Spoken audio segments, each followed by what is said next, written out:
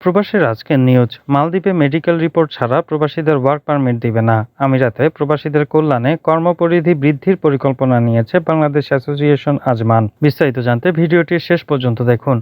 বৃহস্পতিবার থেকে মালদ্বীপের ওয়ার্ক পারমিট পেতে হলে প্রবাসীদের হোমল্যান্ড সিকিউরিটি মন্ত্রণালয়ে নিবন্ধিত একটি স্বাস্থ্যকেন্দ্র থেকে মেডিকেল রিপোর্ট জমা দিতে হবে। এর আগেও যেসব বিদেশি নাগরিক ওয়ার্ক পারমিটে মালদ্বীপে প্রবেশ করতেন তাদের মেডিকেল রিপোর্ট জমা দিতে হতো। মেডিকেল স্ক্রিনিং পাস করলেই তাদের ভিসা দেওয়া হয়, কিন্তু কোভিড-19-এর কারণে ভিসার কাজ সহজ করার অংশ হিসেবে মেডিকেল স্থগিত করা হয়। হোমল্যান্ড সিকিউরিটি মন্ত্রণালয় ৩ জানুয়ারি বুধবার ঘোষণা করেছে যে আগামীকাল বৃহস্পতিবার থেকে ওয়ার্ক পারমিট ইস্যু এবং সম্প্রসারণের জন্য মেডিকেলের প্রয়োজন হবে। মেডিকেলগুলি ভিসা এক্সপার্ট অনলাইন সিস্টেমের মাধ্যমে জমা দিতে হবে। ওয়ার্ক পারমিট এন্ট্রি পাস নিয়ে মালদ্বীপে প্রবেশকারী প্রবাসীদের দেশে আসার ১৫ দিনের মধ্যে তাদের মেডিকেল রিপোর্ট জমা দিতে হবে। গত বছর যেসব প্রবাসী মেডিকেল ছাড়া ওয়ার্ক পারমিট পেয়েছেন তাদেরও বৃহস্পতিবারের মধ্যে অনলাইন এক্সপার্ট সিস্টেমের মাধ্যমে মেডিকেল রিপোর্ট জমা দিতে হবে। এদিকে মেয়াদ উত্তীর্ণ ওয়ার্ক পারমিট নিয়ে এবং ৪ ফেব্রুয়ারির পর বৈধ ওয়ার্ক পারমিট যাদের আছে তারা মেডিকেল রিপোর্ট ছাড়া মালদ্বীপ ত্যাগ করলে প্রবাসীদের জরিমানা করা হবে। প্রতি বছরের জন্য ২,০০০ রুপিয়া, যা বাংলা টাকায় প্রায় ১৩ থেকে ১৫,০০০। মেডিকেল রিপোর্ট অবৈধ ওয়ার্ক পারমিট ফি চক্র বছর হিসেবে গণনা করা হয়। মন্ত্রণালয় সতর্ক করে দিয়ে বলেছে, এসব শর্ত না মানলে প্রবাসী কর্মসংস্থান বিধিমালা অনুযায়ী ব্যবস্থা নেওয়া হবে। আমিরাতের প্রবাসীদের কল্যাণে কর্মপরিধি বৃদ্ধির পরিকল্পনা নিয়েছে বাংলাদেশ অ্যাসোসিয়েশন আজমান। আরব আমিরাতে প্রবাসী বাংলাদেশিদের কল্যাণে কর্মপরিধি বৃদ্ধি করার পরিকল্পনা হাতে নিয়েছে বাংলাদেশ অ্যাসোসিয়েশন আজমান আরব আমিরাত। এই উপলক্ষে গত বৃহস্পতিবার সংগঠনের আজমানস্থ ডিসেন্ট ইঞ্জিনিয়ারিং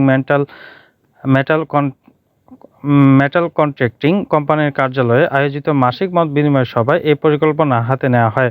সংগঠনের সভাপতি বিশিষ্ট শিল্পপতি আব্দুল আলিম সিআইপির সভাপতিত্বে ও সংগঠনের সাধারণ সম্পাদক শিকদার মোহাম্মদ সাফায়েত উল্লাহর সঞ্চালনায় এতে বক্তব্য রাখেন সংগঠনের সিনিয়র সহসভাপতি মোহাম্মদ সেলিম উদ্দিন চৌধুরী, সংগঠনের উপদেষ্টা রফিকুল ইসলাম, সহসভাপতি হাসান জাকির, সহসভাপতি আব্দুল কুদ্দুস খা মজনু, সহসভাপতি আবুল হাসনাত, যুগ্ম সাধারণ সম্পাদক মহিউদ্দিন মাহিম, মকবুল হোসেন, সাইফুল ইসলাম, সহসাংগঠনিক সম্পাদক বারেকুজ্জামান, অর্থ সম্পাদক জাহাঙ্গীর আলম, সাংস্কৃতিক সম্পাদক শেফালী আক্তার আখি, ধর্ম বিষয়ক সম্পাদক সাইফুল ইসলাম, ক্রীড়া সম্পাদক মোহাম্মদ জাহিদুল ইসলাম, দপ্তর সম্পাদক সৈয়দ মোহাম্মদ হোসেন, এক্সিকিউটিভ মেম্বার মোহাম্মদ জাবেদ হোসেন, মোহাম্মদ মিজানুর রহমান, সাইদ কাউসার এবং মিডিয়া ও প্রচার সম্পাদক মাহবুব হাসান হৃদয় সহ আরও অনেকে। সভায় বেশ কিছু গুরুত্বপূর্ণ সিদ্ধান্ত গৃহীত হয়। এর মধ্যে উল্লেখযোগ্য হল সমিতির স্থায়ী ভবন নির্ধারণ, বাৎসরিক বনভোজন এবং ৫ জন ফাউন্ডার মেম্বারের বাংলাদেশ সরকার কর্তৃক বৈধ পথে রেমিটেন্স প্রেরণে অসামান্য ভূমিকা রাখায় বাংলাদেশ সরকারের পক্ষ থেকে সিআইপি বিশেষ সম্মাননা গ্রহণ উপলক্ষে সংগঠনের পক্ষ থেকে সংবর্ধনা প্রদান করা।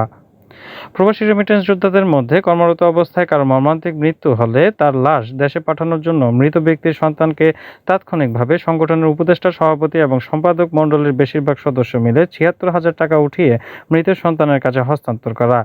সভায় সংগঠনের সকলের অংশগ্রহণ ও স্বতঃস্ফূর্ত মতামতের ভিত্তিতে এ পদক্ষেপ নেওয়া হয়।